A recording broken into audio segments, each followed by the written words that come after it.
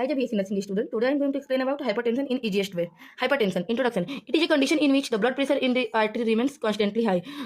ये एक ऐसा कंडीशन है जिसमें कि हमारे आर्टरी में जो ब्लड प्रेशर जो होता है वो बहुत हाई हो जाता है. It is also called silent killer, इसको हम लोग साइलेंट किलर भी बोलते हैं. अब हम लोग आते हैं नॉर्मल ब्लड प्रेशर पे, जो कि 120/80 mmHg होता है, और हाई ब्लड प्रेशर होता है कि लेस देन 140/90 mmHg होता है. अब हम लोग आएंगे types of hypertension.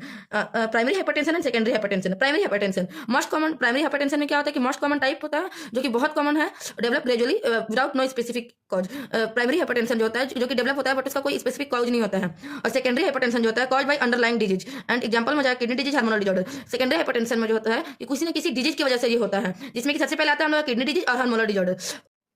Now I am going to explain about causes, जिसमें कि ओबेसिटी आता है. ओबेसिटी मींस मोटापा, स्ट्रेस, जैसा कि आप लोग जानते हैं स्ट्रेस, लैक ऑफ एक्सरसाइज की कमी होना, स्मोकिंग, धूमपान, फैमिली हिस्ट्री. अगर आपकी फैमिली में किसी को पहले से हाइपरटेंशन हुआ है तो अनहेल्दी डाइट, जो कि अगर खाना अनहेल्दी है तो too much salt in diet. अगर हम लोग के डाइट में नमक ज्यादा है तो ageing according to age, alcohol consumption, जो कि लोग शराब का सेवन करते हैं. अब हम लोग आएंगे रिस्क फैक्टर पे. हाई साल्ट इनटेक, मतलब कि अगर हम लोग ज्यादा साल्ट लेंगे, ओबेसिटी, मोटापा, stress, smoking, alcohol consumption, lack of physical activity and family history. Now I am coming to sign and symptom. Sign and symptom: headache means दर्द होना, डिजीनेस, चक्कर आना, ब्लड विजन जिसमें कि धुंधला जैसा दिखाई देना, chest pain, shortage of breathing, सांस लेने में प्रॉब्लम होना, फैटिक, थकान, वीकनेस, फास्ट हार्ट बीट.